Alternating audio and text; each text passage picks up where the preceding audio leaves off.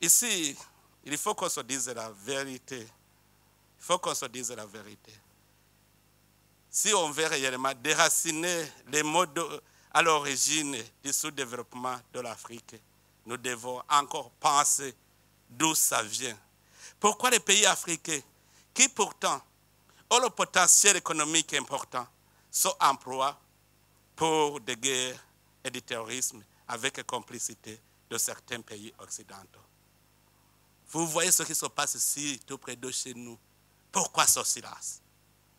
Est-ce que la communauté internationale ne voit pas les conséquences? Je vous dis que si ça continue comme ça, la guerre risque d'être généralisée dans la région. Parce que le peuple ne peut pas se laisser faire. Si le Rwanda continue à faire des conquêtes dans le territoire et dans notre pays, je sais qu'il va arriver même au Burundi. Parce qu'il est en train d'entretenir des jeunes réfugiés. Il les arme. Maintenant, il est en train de les aguerrir dans la guerre du Congo. Un jour, il veut venir au Burundi. Nous n'allons pas accepter la guerre généralisée. Nous savons son plan. C'est qu'il est en train de préparer quelque chose contre le Burundi.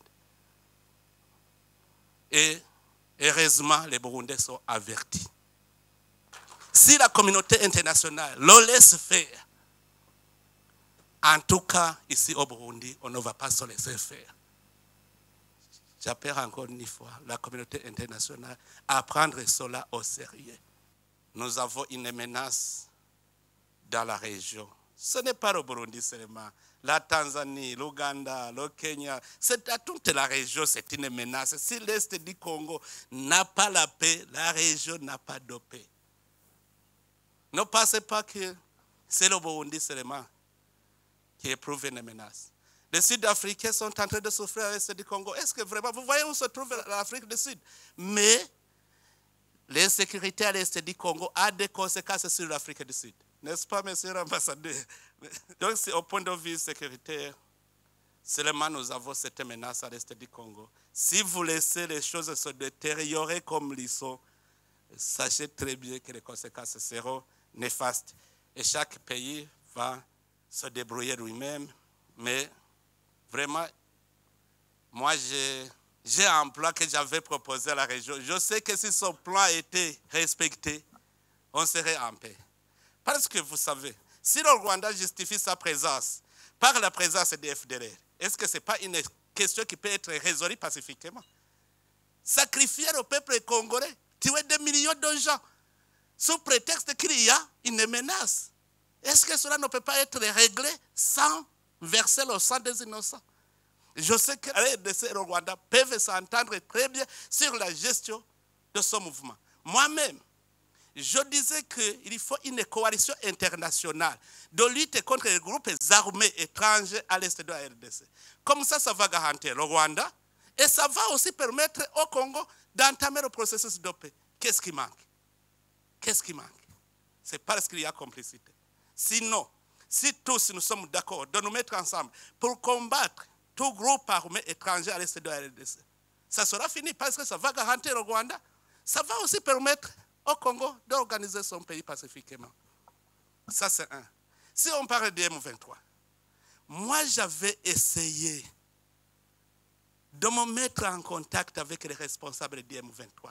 Je leur ai dit, si réellement vous n'êtes pas des Rwandais, pourquoi vous n'acceptez pas de déposer les armes et emprunter le chemin de la paix? Comme vous êtes Congolais, vous aimez votre pays. Alors, à ce moment-là, ils m'ont dit, nous sommes d'accord, parce que je leur disais, aussi longtemps que vous n'êtes pas cantonnés, on ne saura pas qui est Rwandais, qui est Congolais.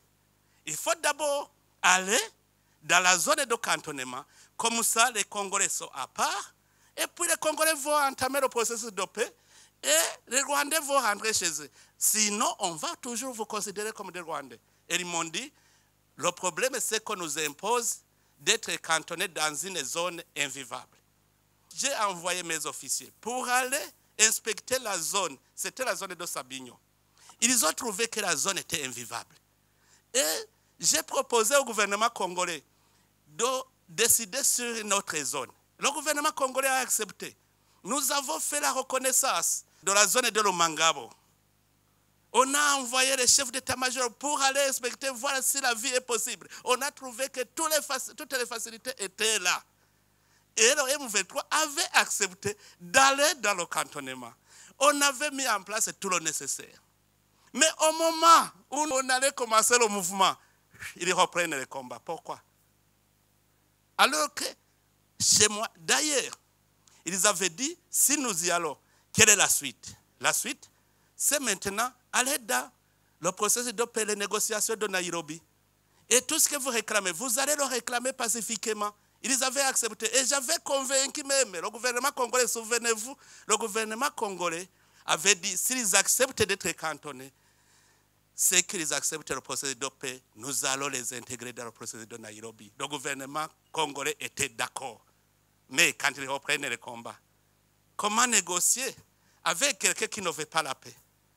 D'abord, pour négocier, il faut créer des conditions favorables aux négociations. La première chose, c'est le désengagement des forces pour ramener la confiance entre les parties en conflit. Que ce soit le Rwanda, que ce soit la RDC, il faut que d'abord, il y ait cessation des hostilités, que les forces se désengagent. Comme ça, on crée un climat de confiance. Les gens vont se parler sans inquiétude. Or, entre les États, comment s'effectue le cessez-le-feu, le désengagement? C'est que les forces dans notre pays vont se désengager et aller dans leur pays. Et ils vont entamer les négociations. C'est normal. Mais qu'est-ce qui manque? La communauté internationale est ici. Qu'est-ce qui manque sur les deux processus? J'avais proposé ce plan et la région avait décidé d'envoyer une force régionale pour d'abord sécuriser les citoyens congolais, mais aussi pour combattre les groupes armés étrangers. C'est cela la présence du Burundi en RDC. On est allé dans le sens de l'idéologie régionale. Quand nous sommes arrivés au Sud Kivu, vous êtes témoins. La paix et la sécurité a été ramenée. On a entamé le processus de réconciliation des communautés congolaises. Jusque maintenant, c'est calme.